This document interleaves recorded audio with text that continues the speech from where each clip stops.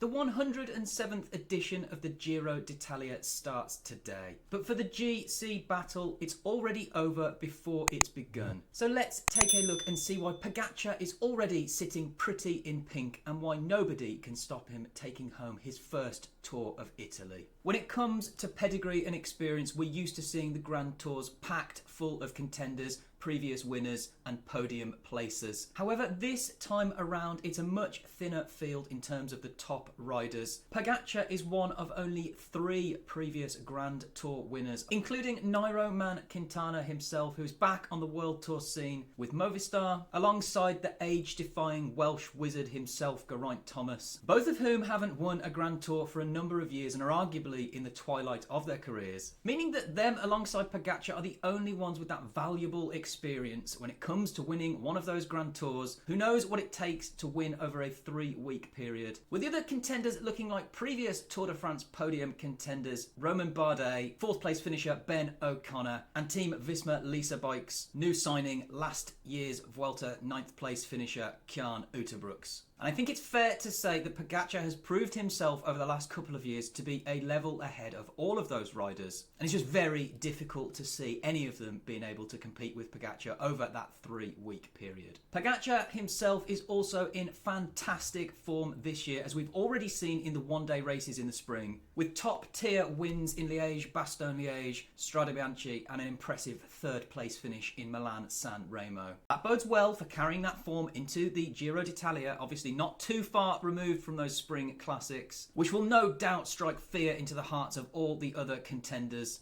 as he is clearly at or near his top level. We can also take a look at the route for the Giro this year, and we can see that the organisers have made it very favourable for Pogacar, almost a bespoke course for him. No doubt trying to tempt him into doing the double this year, but with noticeably less climbing and more punchy routes and finishes than we've come to expect in previous years. That really does play into Pogacar's hands. As we've seen before, he's not a traditional Grand Tour racer. He's more of a hybrid one-day / Grand Tour racer, able to combine both of those things together in a way that most riders never could. As we've seen previously in the last few Grand Tours, he does tend to fade a little bit in the 3rd week, but he'll use that knowledge alongside the course to inform his tactics, which will most likely be to do what he usually does, go super hard the first week or two, try and put as much of a time gap into his fellow contenders as he can to break their will, break their spirit, break their ability to try and follow him when he attacks. And if he gets a big enough gap in the first week or two, it's likely that the other contenders will stop trying to follow him and start thinking about 2nd place and the podium places.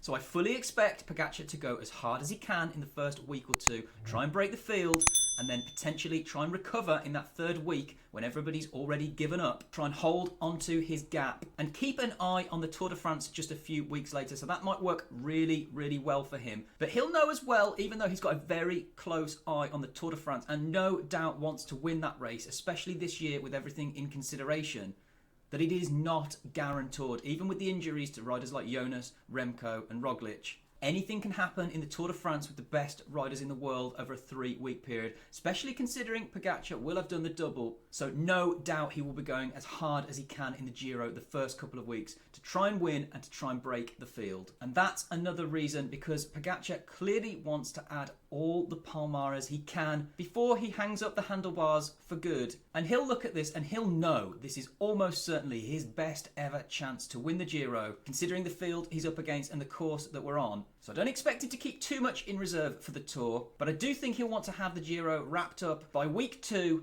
and then try and conserve some energy in week 3 for the Tour, if he can. And when it comes to adding every Palmares that he can, he also has the opportunity this Giro to emulate his idol Eddy Merckx and take the pink jersey on day 1 at the first stage and hold onto it for the whole Tour, never letting go. Usually that would sound quite a ridiculous idea, but that's actually far more plausible than you might think. The only reason that I think it might not happen this time around is because of the Tour following on from it, and the fact it will put a lot of strain on the UAE Team Emirates team to try and control the race for every single stage. But if he wasn't doing the Tour straight afterwards, I'd almost guarantee that would be his aim. I still think he'll go for the win on stage 1 and try and take that pink jersey if he can, but he may elect to give it up to the breakaway so that UAE Emirates don't have to try and control everything for every single stage. And for as good as Pogacar is, we have to remember he has not won a Grand Tour since the Tour de France in 2021. If he doesn't win the Giro or the Tour this year, it's a 3-year drought, and Pogacar seems thirsty for the win. He's going to pull out all the stops, and barring injury, accident or an act of God, Pogacar is almost virtually assured of riding into Rome on May 26th wearing the Maglia Rosa. But that doesn't mean that the next 3 weeks of racing are going to be super exciting, and I for one cannot wait to watch them. So let me know in the comments down below, do you think Pogacar already has this won? And if not, who is going to take the pink jersey? That's it from me. Thank you for watching. Make sure you like, comment, most importantly subscribe. And as always, race fast,